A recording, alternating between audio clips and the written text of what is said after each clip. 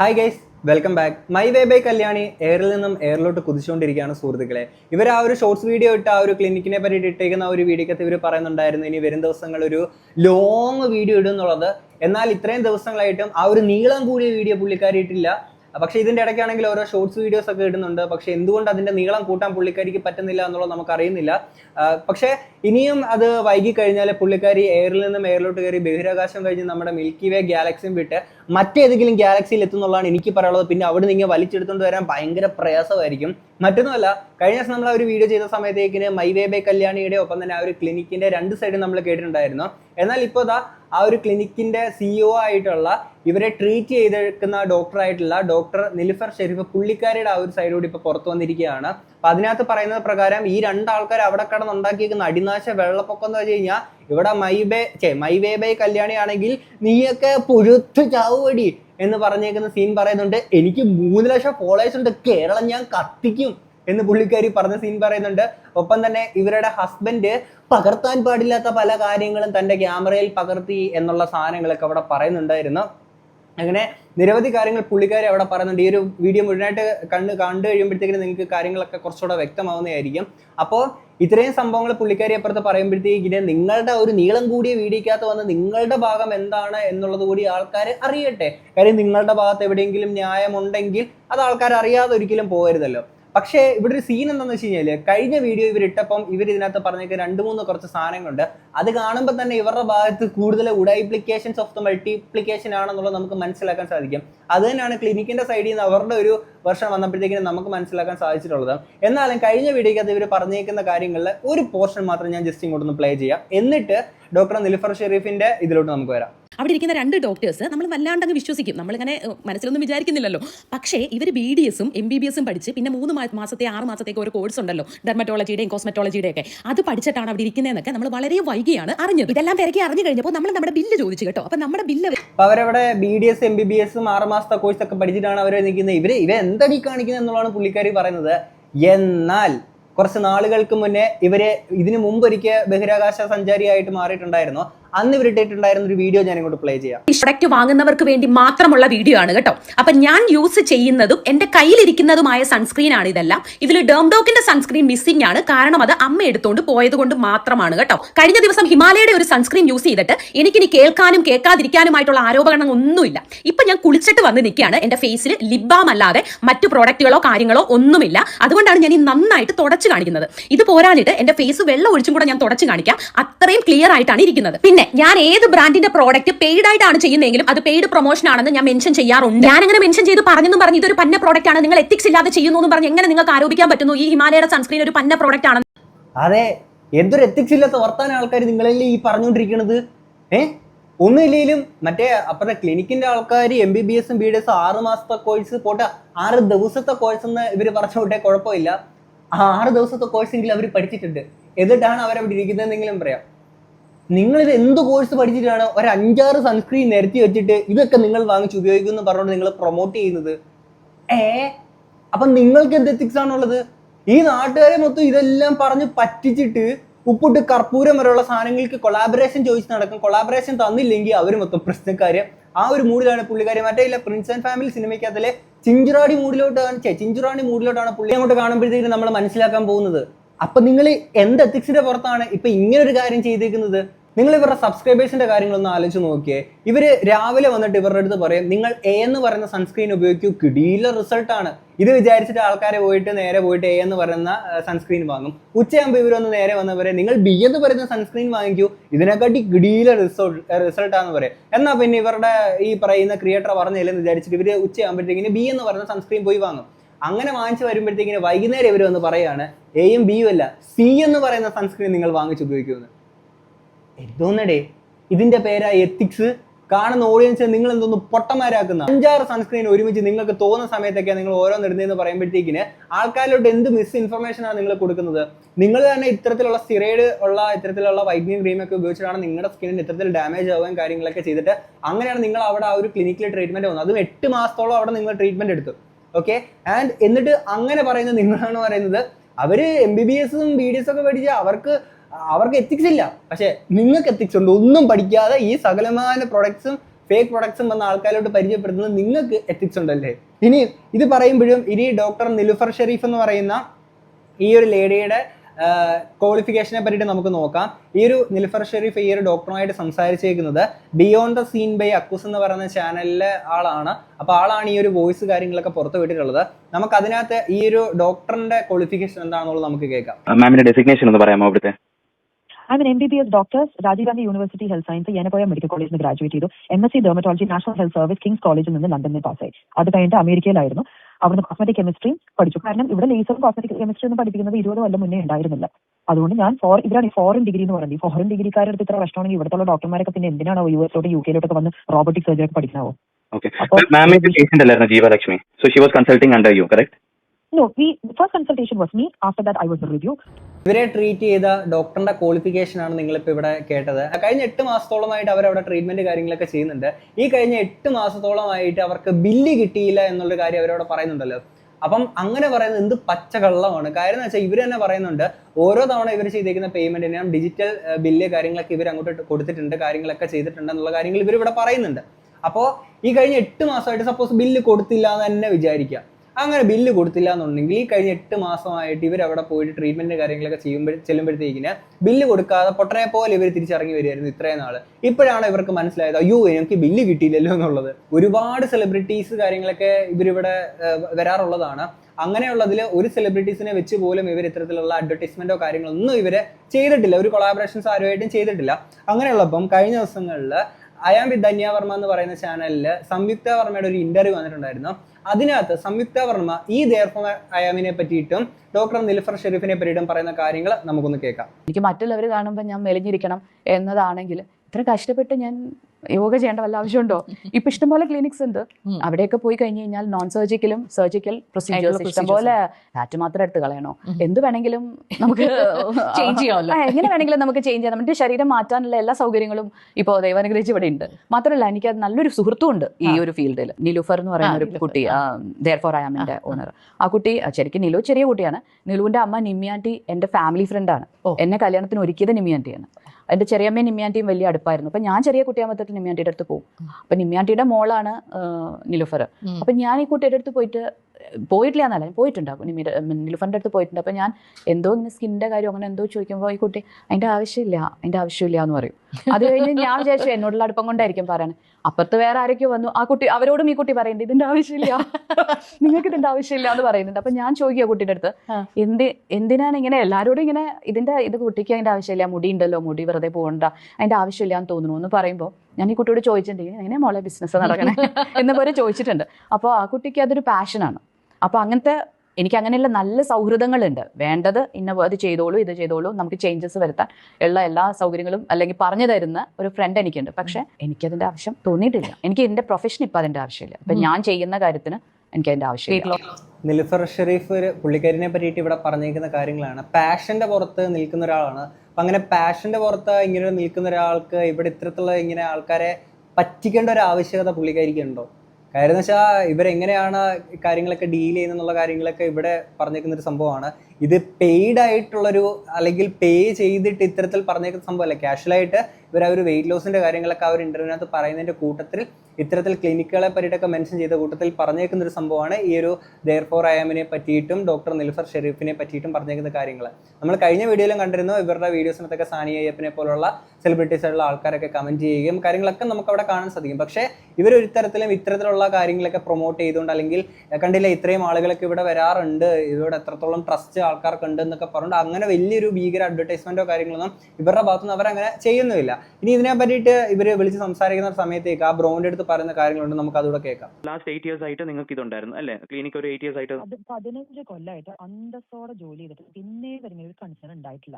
കേരളം ഇപ്പൊ കണ്ണൂർ, കാലിക്കറ്റ്, കൊച്ചി, തൃശ്ശൂർ, ട്രിവാൻഡ്രമായിട്ട് നമുക്കിപ്പോൾ ക്ലിനിക്കും ഈ പറഞ്ഞ ഇതിന് സംബന്ധമായിട്ടുള്ള കുറെ ബിസിനസ്സുകളും നമുക്ക് 15 കൊല്ലമായിട്ട് കുറെ നീ പറഞ്ഞ മാതിരി സെലിബ്രിറ്റീസും ആക്ടേഴ്സും ഈ പറഞ്ഞ ഇൻഫ്ലുവൻഷ്യൽ ആൾക്കാരും ഇപ്പൊ നിങ്ങൾ യൂട്യൂബേഴ്സ് എല്ലാവരും നമ്മുടെ അപ്പോൾ സംഭവിച്ചെന്താ വെച്ചാൽ ഈ കുട്ടി എന്റെ ക്ലയന്റ് പേഴ്സണലി വേറെ ഒരു ഡോക്ടേഴ്സിനല്ല എന്റെ ക്ലയന്റ് ആയിട്ട് ആളും ആളുടെ ഹസ്ബൻഡും കൂടെ വന്ന് 8 മാസം മുന്നേ ഒരു ഒക്ടോബറിലാണ് കുട്ടി ആദ്യമായിട്ട് വന്നത്. ഇപ്പൊ സത്യം വിളിച്ചു പറയാൻ ഒരു ബുദ്ധിമുട്ടുണ്ടായിട്ടല്ല.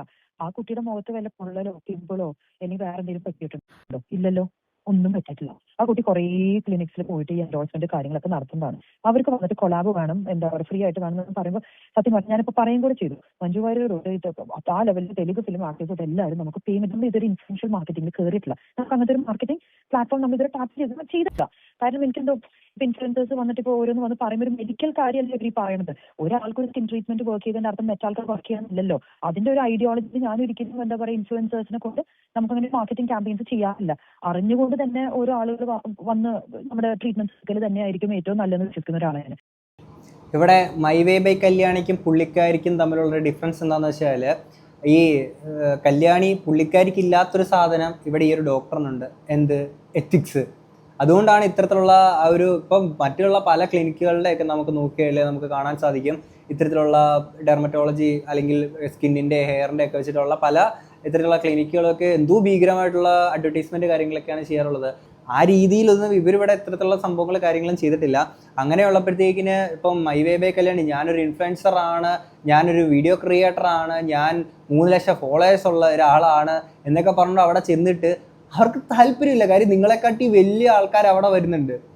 ഓക്കെ, അവർക്ക് അങ്ങനല്ല വേണ്ടുന്നത്. അവർ ആ ഒരു ട്രസ്റ്റിൻ്റെ മുകളിൽ ബിൽഡ് ചെയ്ത് വെക്കാനെ കൊണ്ട് ആണ് കാര്യങ്ങൾ അവർ ഉദ്ദേശിക്കുന്നത്. അതിലൂടെ ഉണ്ടാകുന്നൊരു അഡ്വർടൈസ്മെൻറ്റ് അവർക്ക് മതി എന്നുള്ള നിലയിലോട്ട് അവരങ്ങനെ ചിന്തിക്കുന്ന ഒരു മൂഡാണ് പുള്ളിക്കാരിയുടെ.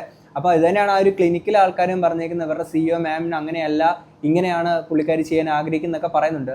അപ്പോൾ ഇങ്ങനൊരു കൊളാബറേഷനായിട്ട് അങ്ങോട്ട് ചെയ്യുമ്പോൾ പുള്ളിക്കാരിക്ക് താല്പര്യമില്ല എന്ന് പറഞ്ഞു കഴിഞ്ഞാൽ ഇല്ല, നിങ്ങളത് ചെയ്യേണ്ട ആവശ്യമില്ല. പിന്നെ അവിടെ കടന്ന് കരഞ്ഞും പിഴിഞ്ഞ് മെഴുകിയിട്ട് എന്താ കാര്യം എന്നുള്ളത് എനിക്ക് മനസ്സിലാവണില്ല. ശരിക്കും സത്യം പറഞ്ഞാൽ വേറെ ഒരു ക്ലിനിക്കായിട്ട് അവർക്ക് ഒരു ഫ്രീ ആയിട്ട് കൊളാബ് ചെയ്യാൻ സമ്മതിച്ചു. അപ്പോൾ അവർ ഹസ്ബൻഡ് ആൻഡ് വൈഫ് വന്നിട്ട് നമ്മുടെ മെഡിക്കൽ രജിസ്റ്റർ ഹാർഡ് കോപ്പി വേണമെന്ന് പറഞ്ഞു. ഹാർഡ് കോപ്പി എങ്ങനെ തരാം? ഹാർഡ് കോപ്പി എങ്ങനെ തരാം? ഏതെങ്കിലും ഹോസ്പിറ്റലിൽ പോകുമ്പോൾ നിങ്ങൾ അവർ മൊത്തം ഫയൽ തരൂ? ഇല്ല. ഡിസ്ചാർജ് സമ്മറിയും അവർ കാരണം ഭയങ്കര ഒച്ചപ്പാടുണ്ടാക്കി. അപ്പോൾ അയാളൊരു ഗവൺമെന്റ് ഓഫീസ്, അതും ഹസ്ബൻഡ് പോലീസാണെന്നാണ് വന്ന് പറഞ്ഞത്. അപ്പോൾ അന്ന് ഒച്ചപ്പാടും പാടും ക്ലിനിക്കിലാക്കി വെച്ചാൽ എവിടുത്തെ പോലീസാന്ന് ചോദിച്ചു. പറഞ്ഞു വെഹിക്കിൾ ഇൻസ്പെക്ടറാണ് ആദ്യം പറഞ്ഞു. ഞങ്ങൾ ഓക്കെ വെഹിക്കിൾ ഇൻസ്പെക്ടർ, നിങ്ങൾ ഗവൺമെന്റ് ഒഫീഷ്യൽ അല്ലേ, കേസ് കാര്യങ്ങളുണ്ടെങ്കിൽ നിങ്ങൾ കേസ് കൊടുത്ത് ക്ലിനിക്കിൽ സൺഡേ വന്നിട്ട് കുളിച്ച് നിങ്ങൾ ചാവും അങ്ങനെയൊക്കെ ഓരോന്ന് പറയും.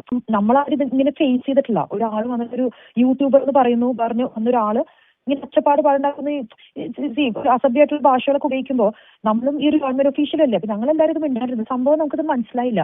അവിടെ ചെന്നിട്ട് ഞാൻ യൂട്യൂബറാണേ, എനിക്കിത് കിട്ടിയേ പറ്റൂ, ഡിസ്ചാർജ് സമ്മറി പോരാ, എനിക്ക് ആ ഫയൽ തന്നെ കിട്ടിയേ പറ്റുള്ളൂ. ഇല്ലേ പ്രശ്നമൊക്കെ എനിക്ക് തൊട്ടപ്പുറത്തേക്ക് എനിക്ക് കൊളാബറേഷൻ പറഞ്ഞിട്ടുണ്ട്, നിങ്ങൾ എനിക്ക് ഫ്രീ തന്നില്ലല്ലോ, അപ്പുറത്ത് കൊളാബറേഷൻ തന്നിട്ടുണ്ട്, തന്നേ പറ്റില്ല, ഞാൻ കേരളം കത്തിക്കും. ആൻഡ് അല്ല ഈ വെഹിക്കിൾ ഇൻസ്പെക്ടർ ഇയാൾക്ക് ഇതോടെ കാര്യം എനിക്കതാ മനസ്സിലാവാത്തത്.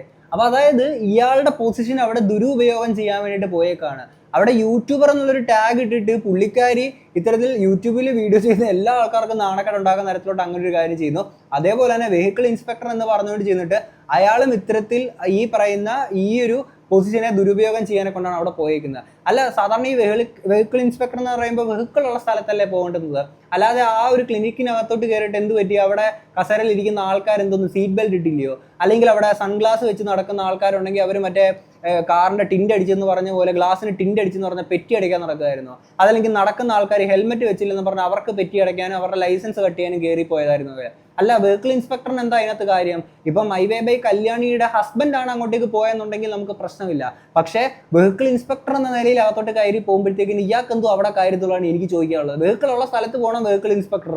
പിന്നീടാണ് നമ്മുടെ കൂട്ടത്തിലുള്ള സ്റ്റാഫുകൾ പറഞ്ഞ മാഡം കുറച്ച് നാളുകളായിട്ട് കഴിഞ്ഞൊരു മാസമായിട്ട് ഇങ്ങനെ ചോദിച്ചുകൊണ്ടിരിക്കുന്നത്. കാരണം ഒക്ടോബർ തൊട്ട് മെയ് വരെ നമ്മുടെ കസ്റ്റമർ ഫീഡ്ബാക്ക് വിളിച്ചു ചോദിക്കുമ്പോൾ സാറ്റിസ്ഫൈഡ് നമുക്ക് അങ്ങനെ ഒരു സിസ്റ്റം ഉണ്ട്. കാരണം കേരളത്തിൽ ഇത്രയും ക്ലിനിക്സ് ഉള്ളപ്പോൾ ഡോക്ടർമാർ ശരിക്കും പണിയെടുക്കുന്നില്ലേ, എല്ലാവരും ആർക്കെങ്കിലും എന്തെങ്കിലും ബുദ്ധിമുട്ടുണ്ടെന്ന് അറിയാൻ വേണ്ടി ഞങ്ങളുടെ കൊച്ചിയിലത്തെ കോർപ്പറേറ്റ് ഓഫീസിൽ നിന്ന് എല്ലാ ക്ലയൻസിനെയും വിളിച്ചു ചോദിക്കും. പിറ്റേ ദിവസം ട്രിവാൻഡ്രത്ത് ഇരിക്കുന്ന ക്ലയന്റിനെയും കണ്ണൂർ ഇരിക്കുന്ന ക്ലയന്റൊക്കെ ചോദിക്കും, നിങ്ങൾ ഇന്നലെ ഈ കണ്ണൂർ ക്ലിനിക്കിൽ ഇന്ന് ട്രീറ്റ്മെന്റ് ചെയ്തിരുന്നു, അതിനെന്തെങ്കിലും ബുദ്ധിമുട്ടുണ്ടെന്ന് ഡോക്ടർ എല്ലാവരും പറഞ്ഞില്ല എന്നൊക്കെ ചോദിക്കുമ്പോൾ നമുക്ക് ഓഡിയോ റെക്കോർഡ്സും ഡോക്യുമെന്റഡ് സിസ്റ്റംസ് നമുക്ക് ഓഡിയോ റെക്കോർഡ്സ് ഉണ്ട്. സാറ്റിസ്ഫൈഡ്. മെയിൻ സംഭവിച്ചത് എന്താ വെച്ചാൽ വേറൊരു ക്ലിനിക്കാർ അവർക്ക് ഫ്രീ ആയിട്ട് കൊടുക്കാന്ന് പറഞ്ഞപ്പോൾ അവർ ഞങ്ങൾ ഓൺ ഗോയിങ് ട്രീറ്റ്മെന്റ് റെക്കോർഡ്സ് വേണമെന്ന് പറഞ്ഞു. അതിപ്പോൾ കൊടുക്കുന്നതുകൊണ്ട് കുഴപ്പമില്ല. കാര്യം ഒരു ഹോസ്പിറ്റലിൽ ഒരാൾ ഇറങ്ങി പോണ വേറെ ഹോസ്പിറ്റലിൽ നമുക്ക് ഡിസ്ചാർജ് സമ്മറി കൊടുക്കണ്ടേ, അത് തരാന്ന് പറഞ്ഞപ്പോൾ ഹസ്ബൻഡ് വൈഫ് അവിടെ നോക്കിയിട്ട് ഒന്നുകിൽ ഞങ്ങൾക്ക് ഇവിടെ നിന്ന് ഫ്രീ കിട്ടണം, അല്ലെങ്കിൽ അവിടെ ഇവിടെ നടന്ന കാര്യങ്ങൾക്ക് ഞങ്ങൾ ഇങ്ങനെ ഇപ്പോൾ ഓൾറെഡി മുന്നോട്ടുള്ള ഫ്രീ തരണം നിങ്ങൾ പറയാൻ ഉദ്ദേശിക്കണമെന്ന് വെച്ചു. അപ്പൊ അവർ സ്വരം അവർക്ക് ഫ്രീ കിട്ടണമെന്ന്, എന്തോന്ന് ഫ്രീ കിട്ടണമെന്ന് ഞാൻ പറഞ്ഞില്ലേ, വെഹിക്കിൾ ഇൻസ്പെക്ടറെ നിങ്ങൾക്ക് ഇതുപോലെ ഫ്രീ വേണമെന്നുണ്ടെങ്കിൽ നിങ്ങൾ വെഹിക്കിളുള്ള സ്ഥലത്ത് പോവുക, അവിടെ നിങ്ങൾ ഫ്രീ ആയിട്ടിരുന്ന് വെഹിക്കിൾ ഓടിച്ചോ. എടേ എന്തുവാ ഇത് വെഹിക്കിൾ ഇൻസ്പെക്ടറൊക്കെ ഒരു ക്ലിനിക്കിനകത്ത് കയറി പോയിട്ട് വ്യാജ ഡോക്ടർ, ഇവർ വ്യാജ ഡോക്ടറാണ്. ഈ 15 കൊല്ലം ഞാനാണെങ്കിൽ എന്തോരം ഇന്റർവ്യൂസ് ഓരോ മീഡിയ ചാനൽസ് ഞാൻ കൊടുത്തിങ്ങനെ വെറുതെ വ്യാജ ഡോക്ടർമാരാണെങ്കിൽ ഇത് നടക്കും. നിങ്ങൾക്ക് അപ്പം തന്നെ അന്വേഷിച്ചിട്ട് പറയുന്നില്ല. 8 മാസം കഴിഞ്ഞിട്ടാണ് നിങ്ങൾ ഇതൊക്കെ നമ്മൾ ക്വസ്റ്റ്യൻ ചെയ്യണം. ഇനി എല്ലാ ട്രീറ്റ്മെന്റ്സിന്റെ ഇടയിലും എന്തെങ്കിലുമൊക്കെ ഓരോ എൻഡോഴ്സ്മെന്റ് ഓരോന്നിങ്ങനെ ചെയ്തു വരും. അപ്പൊക്കെ ഞാൻ പറയും ഇത് ചെയ്യില്ലേ. കൃത്യമായിട്ട് ഇന്ന സമയത്ത് ഇന്ന ട്രീറ്റ്മെന്റ് തീർന്നു കഴിഞ്ഞാൽ നിങ്ങൾക്ക് അതിന്റെ ഒരു സ്റ്റെബിലിറ്റി കിട്ടും റിസൾട്ട്സിന്. പോലീസിന് കേസ് കൊടുത്തു, നമ്മൾ ബില്ല് കൊടുത്തിട്ടില്ല, അതൊക്കെ ശുദ്ധ നുണയോ. നമ്മളിങ്ങനെ ബില്ല് കൊടുക്കാണ്ടിരിക്കുന്ന ഇവിടെ നിന്ന് വല്ല ക്യാഷ് പേയ്മെന്റ്സ് ഉണ്ടോ? ഇത്രയും ക്ലിനിക്സ് ഓടുന്ന ആൾക്കാർക്ക് ഇങ്ങനെ ക്യാഷ് ആയിട്ട് ബ്ലാക്ക് മണി ഒക്കെ കിട്ടും. അതൊന്നും ഫുൾ ആയിട്ടുള്ള ഡോക്യുമെന്റ് ബില്ലുകൾ അവർ രജിസ്റ്റേർഡ് പോസ്റ്റ് നമ്മുടെ അഗേൻസ്റ്റ് ഒരു കാര്യത്തിന് അയച്ചപ്പോൾ ഞാൻ നിങ്ങളുടെ ബില്ലുകൾ എല്ലാം വാട്സാപ്പ് വഴി ഷെയർ ചെയ്തിട്ട് ഹാർഡ് കോപ്പീസ് തന്നിട്ടുണ്ട്. അതാണ് ഞാൻ ആലോചിക്കുന്നത്. മൈവേ ബൈ കല്യാണി ഇത്രയ്ക്ക് പൊട്ടിയാണോ? ഇപ്പൊ സീ ഗൈസ്, നിങ്ങൾ വിചാരിക്കുന്നുണ്ടായിരിക്കും മൈവേ ബൈ കല്യാണിയുടെ എത്ര ഇതായിട്ട് പറയുന്നു, ഇവരുടെ ക്ലിനിക്കിന്റെ സൈഡിൽ നിൽക്കുന്നു എന്ന് നിങ്ങൾക്ക് തോന്നുന്നുണ്ടെങ്കിൽ ഗൈസ് വേറെ ഒന്നും വിചാരിക്കരുത്. കാര്യം എന്ന് വെച്ചാൽ ഈ ക്ലിനിക്കിന്റെ സൈഡിൽ നിന്ന് ഇവർ പറയുന്നത് നിങ്ങൾക്കും കേട്ടിട്ട് ഏകദേശം ഇത്രയും കേട്ടിട്ട് ഓക്കെ അവരവരുടെ ഭാഗം ക്ലിയർ ആയിട്ട് അവർ കാര്യം സംസാരിക്കുന്നുണ്ട്. മൈവേ ബൈ കല്യാണി ഇത്തരത്തിൽ ഞാനൊരു നീളം കൂടിയ വീഡിയോ ഇടുന്നു പറഞ്ഞിട്ട് ഇത്രയും ദിവസം താമസിക്കുന്നു എന്ന് പറയുമ്പോഴത്തേക്കിന് അതെന്താണ്? അപ്പം ഇത്രയും എയറിൽ നിന്നും എയറിലോട്ട് കയറിയിട്ട് അപ്പോൾ അവർക്ക് ക്ലാരിഫിക്കേഷൻ പറയാൻ പറയണില്ലേ? ഇത് ഇവർ പറയുമ്പോഴത്തേക്കിന് ഇവർ പോലീസ് സ്റ്റേഷനിൽ പോയിട്ട് കൊടുത്തേക്കുന്ന കംപ്ലൈൻറ്റിൻ്റെയും ഇതിൻ്റെ കാര്യങ്ങൾ ഫുൾ ഡീറ്റെയിൽസ് കാര്യങ്ങൾക്ക് ഇവർ പുറത്തു വേണം. ആരാണ് ആദ്യം കംപ്ലൈൻറ്റ് കൊടുത്തത്, എന്താണ് ഉണ്ടായിരിക്കുന്ന സിറ്റുവേഷൻ, പിന്നെ ഈ ഭർത്താവിനെ പറ്റിയിട്ട് പറഞ്ഞേക്കുന്ന അലിഗേഷൻ, ഇയാൾ വന്ന് അവിടെ എന്തൊക്കെയാണ് ചെയ്തത്, അപ്പോൾ ഇവരുടെ ഭാഗത്തെ ന്യായം അല്ലെങ്കിൽ ഇവരുടെ ക്ലാരിറ്റി എന്താണെന്ന് ഇവർ വന്ന് പറയട്ടെ. ഇവർ പറയാത്തിടത്തോളം കാലം ഇങ്ങനെ ആ ഒരു ഇതിനെ ഒരു സ്ഥാപനത്തിനെ ഡിഫെയിം ചെയ്യുന്ന തരത്തിലോട്ട് ഇങ്ങനെ ഒരു കാര്യം ചെയ്യുമ്പോഴത്തേക്കിന് അവരവരുടെ ഭാഗം വന്ന് പറയുന്നു. അപ്പം നമുക്ക് കാണുന്നതല്ലേ നമുക്ക് സംസാരിക്കാൻ പറ്റുള്ളൂ. അവരുടെ ഭാഗം അവർ പറയട്ടെ, നമ്മൾ കേൾക്കും. അവരുടെ ഭാഗത്ത് ന്യായമുണ്ടെന്നുണ്ടെങ്കിൽ ന്യായം ഈ 2 പേരുടെ ഭാഗത്തു നിന്നുള്ളത് കേട്ടിട്ട് ന്യായം ആരുടെ ഭാഗത്താണോ നമ്മൾ ആ ന്യായത്തിനൊപ്പേ നിൽക്കുകയുള്ളൂ. അതല്ലാതെ ഇവിടെ ഇതുവരെ കണ്ടതിൽ ഉഡായിപ്ലിക്കേഷൻ ഓഫ് ദ മൾട്ടിപ്ലിക്കേഷൻ കാണിച്ചേക്കുന്നത് ആരാ? ബാക്കിയേക്കാം TRP ഒക്കെ കേരളത്തിൽ ഏറ്റവും കൂടുതൽ ചെയ്ത് ഇങ്ങനെ നിൽക്കുന്ന ഒരു ബ്രാൻഡിന് ഇങ്ങനെ ഒരാള് കച്ച കെട്ടി ഇറങ്ങിയെങ്കിൽ നമുക്കത് ആക്കാം. ഇത് ആ കുട്ടിയുടെ മുഖത്തിന് എന്താ പറ്റിയേ? വല്ല പിമ്പിള് വന്നോ, പാട് വന്നോ, കറുത്തു പോയോ, എന്താ പറ്റിയത്? അതെന്താ എന്താ പറ്റിയെന്ന് പറയാത്തത്? നമ്മൾ ബില്ല് കൊടുത്തിട്ടില്ലാന്നോ? നമുക്ക് എത്ര വട്ടം വേണമെങ്കിലും ബില്ല് കൊടുക്കാലോ. ഇത് എനിക്ക് കാര്യം ഞാൻ പറയാം, ആ കുട്ടിയുടെ മെഡിക്കൽ ഹിസ്റ്ററി ഞാൻ പുറത്ത് വിട്ട് കഴിഞ്ഞാൽ ഇവിടെ എല്ലാവർക്കും നാട്ടുകാർക്ക് മനസ്സിലാവും ഇത് എന്തേ കുട്ടിക്ക് ചെയ്തു കൂട്ടണെന്നുള്ളത് യൂട്യൂബ് വഴി. അത് എന്റെ ഒരു എത്തിക്സിനെ, ഒരു ഡോക്ടറല്ലേ ഞാൻ, ഒരു ക്ലയന്റ് നമ്മൾ ഒരു പേഷ്യന്റോ ക്ലയന്റോ നമ്മൾ വിളിച്ചിട്ട് ഒരു മീഡിയ പ്ലാറ്റ്ഫോമിൽ യൂട്യൂബോ അങ്ങനെ ചാനൽസോ അങ്ങനെ ഒന്നും നമുക്കില്ല.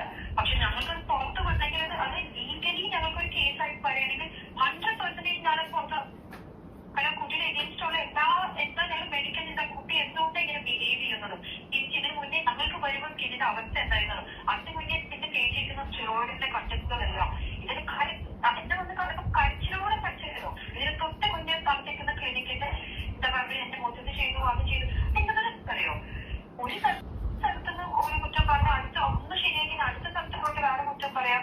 ഇതൊരു സൈക്കിൾ കൂടെ പോകുന്ന ഒരു കാര്യമായിട്ട് എനിക്ക് തോന്നുന്നുണ്ട്. പിന്നെ ഞങ്ങളത് എക്സ്പ്രസ് ചെയ്യാൻ എന്തായാലും ഇങ്ങനെ ഒരു ഇടയ്ക്കിടയ്ക്ക് ഞങ്ങളിങ്ങനെ ഭീഷണിപ്പെടുത്തിക്കൊണ്ടിരിക്കുന്നത് അവസാനത്തെ ആഴ്ചയിൽ എനിക്ക് 3 ലക്ഷം ഫോളോവേഴ്സ് ഉണ്ട്, ഞാൻ കാണിച്ചു തരുന്നുണ്ട്. ഈ 3 ലക്ഷം ഫോളോവേഴ്സ് ഉണ്ടെന്ന് ഈ നാട്ടിൽ ഞങ്ങൾ ആദ്യം എന്താ പറയുക ആയിക്കോട്ടെ, ഈ 3 ലക്ഷം ഫോളോവേഴ്സ് തന്നെ ഞങ്ങൾ എന്ത് ചെയ്യും, ഒന്നും ഇല്ലല്ലോ. അതാണ് 3 ലക്ഷം ഫോളോവേഴ്സ് എനിക്കുണ്ടെന്ന്. 3 ലക്ഷം ഫോളോവേഴ്സ് ഉണ്ടെങ്കിൽ ഈ ഫോളോ ചെയ്യുന്ന ആൾക്കാർ നിങ്ങളെല്ലാവരും കേൾക്കുന്നുണ്ടല്ലോ എനിക്ക് 3 ലക്ഷം ഫോളോവേഴ്സ് ഉണ്ടെന്ന്. അല്ല ഈ ഫോളോവേഴ്സിൻ്റെ കണക്കൊക്കെ ഇങ്ങനെ മിസ്യൂസ് ചെയ്യാനുള്ളതാ? എനിക്ക് മനസ്സിലായത് ഓൾറെഡി ഈ പറയുന്ന ആൾക്കാർ, ഈ ഫോളോവേഴ്സ് എന്ന് പറയുന്ന ആൾക്കാരെയൊക്കെ മൊത്തം പറഞ്ഞ് പറ്റിച്ചിട്ട് അതിൻ്റെ കൂട്ടത്തിൽ എനിക്ക് ഇത്ര ഫോളോവേഴ്സ് ഉണ്ടെന്ന്. കേരളം ഞാൻ കത്തിക്കുവേ. മൈവേ ബൈ കല്യാണി ആരാണെന്ന് അറിയത്തില്ല, കേരളത്തിൻ്റെ സ്റ്റാറാണ്. കേരളം ഞാൻ കത്തിക്കും. എൻ്റെ പൊന്നെ, ഞാനൊരു യൂട്യൂബറാണ്, എനിക്ക് 3 ലക്ഷം ഫോളോവേഴ്സ് ഉണ്ട്. നമ്മൾ ഈ തമാശ രീതിയിലൊക്കെ പറയുന്നത് റിയലായിട്ട് അവിടെ പോയി കാണിച്ചേക്കുകയാണ്. ഇനി ഇതിൻ്റെ സത്യാവസ്ഥ ഇത് ഇങ്ങനെയൊന്നും അല്ല എന്നുണ്ടെങ്കിൽ മൈവേ ബൈ കല്യാണി നിങ്ങളുടെ സൈഡ് പറയൂ, നീളം കൂടിയ വീഡിയോ ഇടൂ.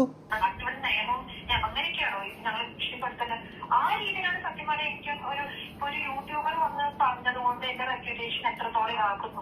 അതിനകത്ത് സെറ്റ് ഓഫ് ക്ലൈൻസ് ആണെങ്കിലും അത് സപ്പോർട്ട് ചെയ്ത് ഇപ്പൊ അങ്ങനെ ബാക്കി കയറുന്ന ഇങ്ങനെ ഒരുപാട് വന്ന സിസ്റ്റം മനസ്സിലാവുക. അവരുടെ ഒരു ഇന്റൻഷൻ വേണ്ടി അവരെന്തൊക്കെയോ കാട്ടി കൂട്ടുന്നതിന്റെ പേര് നമ്മളിപ്പോ ഒരു 15 കൊല്ലം ഒന്നസായിട്ട് ജോലി ചെയ്യുന്ന ആളുകൾക്ക് ഒരു ബുദ്ധിമുട്ട് വന്നാൽ ഓക്കെ ബുദ്ധിമുട്ട് ഇത്ര അളവ് മനസ്സിലാക്കിക്കൊണ്ട് ഞങ്ങൾക്ക് നിയമപരമായിട്ട് വേണമെങ്കിൽ നിൽക്കാം.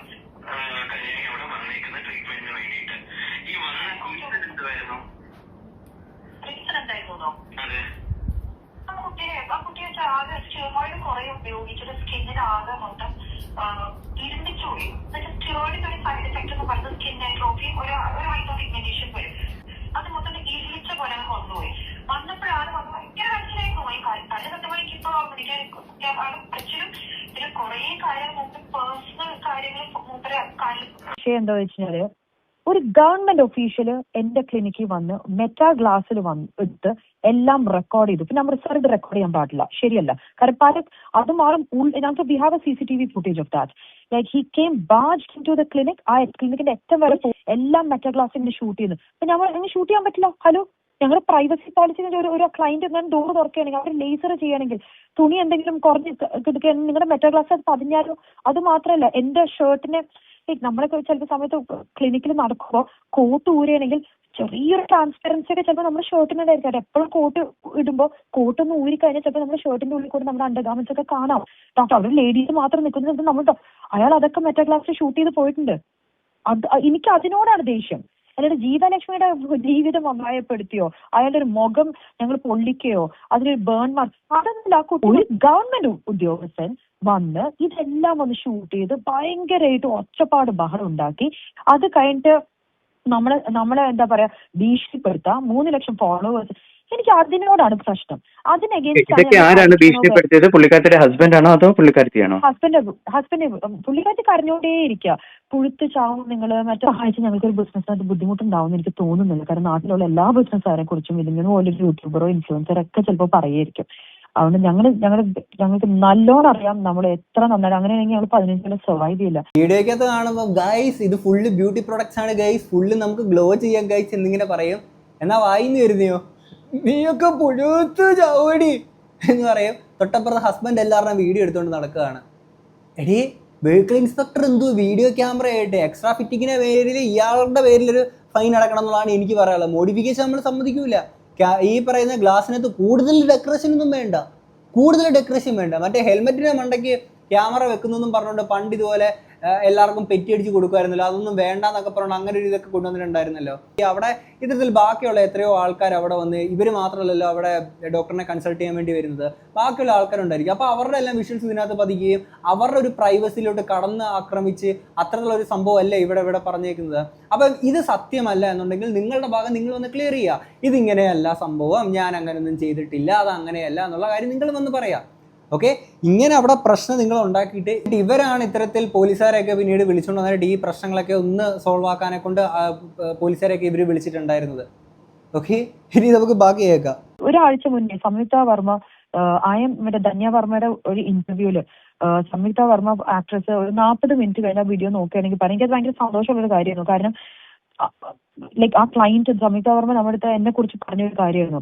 ലൈക്ക് പാഷന് ചെയ്യണതാണ്, ബിസിനസ്സിന് ചെയ്യേണ്ടതല്ല. ഇങ്ങനെയൊക്കെ ബിസിനസ് കൊണ്ടുനടക്കാൻ പറ്റുമെന്ന് ചോദിച്ചിട്ടുണ്ട്, പക്ഷെ എന്റെ പാഷന് വേണ്ടി ചെയ്തു. അപ്പൊ അതുകൊണ്ട് ഞാൻ പറയുന്നത് വളരെ പ്രമുഖരായ നമ്മുടെ നാട്ടിലുള്ള ആളുകൾ എന്റെ ജോലി സംബന്ധമായിട്ടുള്ള കാര്യത്തിന് അവർ അപ്രീഷിയേറ്റ് ചെയ്തിട്ടുണ്ട്. അത് മനസ്സിലാവാത്ത അപ്പൊ നാട്ടിലേക്ക് ഇത് മനസ്സിലായിട്ടില്ലെങ്കിൽ ഒറ്റ ചോദ്യമുള്ളൂ, ആ കുട്ടിയുടെ മുഖത്തിന് എന്താ പറ്റിയേ? നിങ്ങൾ പഴയ യൂട്യൂബിന്റെ വീഡിയോസും പഴയ ഇൻസ്റ്റാഗ്രാമും നോക്കി ഇപ്പോഴത്തെ വീഡിയോസും കൂടെ നോക്കുമ്പോൾ ഞാൻ എന്റെ മുഖത്ത് പാട് വരുത്തിയോ? 8 പേർക്ക് ബുദ്ധിയും ബോധം ഉണ്ടെന്നുള്ള വിശ്വാസത്തിലാണ് ഞങ്ങൾ നിൽക്കുന്നത്. അതാണ് സത്യം. ഭർത്താവ് വന്നിട്ട് എന്റെ മുഖത്ത് നോക്കി സംസാരിച്ച കാര്യങ്ങളും ഭർത്താവിന്റെ ഓരോ ആക്ഷൻസും എന്നെ ഭീഷണിപ്പെടുത്തിയതും അയാൾ മെറ്റാ ഗ്ലാസ് നിങ്ങളിത് ഉപയോഗിക്കരുത്, നിങ്ങൾ ചെയ്യരുത്, ഞങ്ങളുടെ ക്ലയൻസിന്റെ പ്രൈവസി ആണെന്ന് പറഞ്ഞപ്പോൾ ഇവിടെ നിന്ന് വീഡിയോ വെച്ചിട്ടൊന്നുമില്ലല്ലോ, ഫോട്ടോ എടുക്കാൻ പാടില്ല എന്ന്. അതും മാത്രമല്ല അയാൾ പറഞ്ഞു പോയ രീതി എന്നെ പറഞ്ഞു. കമ്മീഷണറിനൊക്കെ എനിക്കറിയാം. ഒരു കമ്മീഷൻ ഞാൻ എന്റെ കമ്മീഷണറെ വിളിച്ചതുണ്ട്, ഇങ്ങനെ ഒരു കാര്യം സംബന്ധിച്ചു. ഞാൻ എന്റെ പോലീസിനെ വിളിപ്പിച്ചിട്ട് അവർ ക്ലിനിക്കിൽ നിന്ന് പുറത്താക്കിയത് ഞാൻ പറഞ്ഞ പോലീസിലാണ്. അതിൽ പറഞ്ഞ കേസ് കൊടുത്തു. കേസിന്റെ ചാർജ് ഷീറ്റ് ഒന്ന് കാണിച്ചു തരുമെന്ന്. കേസ് ഞങ്ങളാ കൊടുത്തത്. ഞാൻ ആക്ച്വലി പോലീസിനെ വിളിച്ചു വരുത്തിയിട്ട് അവരെ അർപ്പിച്ചത്. അപ്പൊ എന്തറിയോ, നിങ്ങളെ പോലത്തെ പ്രമുഖ യൂട്യൂബേഴ്സ് ലക്ഷക്കണക്കിന് ആൾക്കാരെ കേൾക്കാനൊരു പ്ലാറ്റ്ഫോം നിങ്ങൾക്ക് ഉണ്ടെന്നുള്ള പേര് അത് മിസ്യൂസ് ചെയ്യാതിരിക്കുക. അതാണ് റെസ്പോൺസിബിൾ യൂട്യൂബേഴ്സ് ചെയ്യേണ്ടത്. അതിനൊക്കെ സത്യം പറഞ്ഞാൽ ഞാൻ സോഷ്യൽ മീഡിയ ചിലപ്പോൾ എഴുതും. There are very good YouTubers. കാരണം കാലിക്കറ്റൊക്കെ ഞങ്ങളുടെ ക്ലിനിക്കിൽ വന്നിട്ട് ഇത് 1.5 കോടി എന്താ പറയുക ഫോളോവേഴ്സ് ഉള്ള ആൾക്കാർ. സത്യം എല്ലാണത്തിനൂടെ യൂട്യൂബർ എന്ന് പറയുന്ന അല്ലെങ്കിൽ യൂട്യൂബർ എന്ന ആൾക്കാർക്ക് പറയാനെ കൊണ്ട് നാണക്കേട് ഉണ്ടാക്കുന്ന തരത്തിൽ പോയി കാണിച്ചു വെക്കുന്ന സാധനങ്ങൾ. കഴിഞ്ഞ വീഡിയോക്ക് നമ്മൾ പറഞ്ഞ പോലെ എക്സാക്ട്ലി പ്രിൻസ് ആൻഡ് ഫാമിലി സിനിമയ്ക്കകത്തിലെ ചിഞ്ചുറാണി ചെയ്യുന്ന പോലത്തെ പരിപാടികൾ എന്തുവാടേ ഇത്.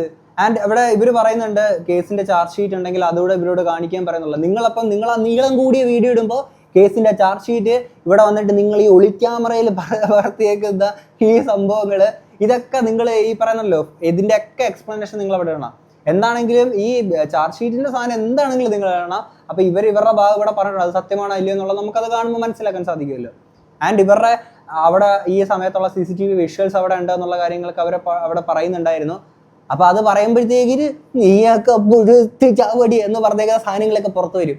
പിന്നെ ഭർത്താവിൻ്റെ കാണിച്ചേക്കുന്ന പരിപാടികൾ ഇതിങ്ങനൊന്നും അല്ല സംഭവിച്ചിരിക്കുന്ന കഥയ്ക്കകത്ത് ട്വിസ്റ്റുകൾ ഉണ്ടെന്നുണ്ടെങ്കിൽ ഇതിങ്ങനെയല്ല സംഭവം എന്നുണ്ടെങ്കിൽ നിങ്ങളുടെ ഭാഗം പറയോ, നിങ്ങൾ ആ നീളം കൂടിയ വീഡിയോ നിങ്ങൾ ഇടൂ, അത്രയേ ഉള്ളൂ.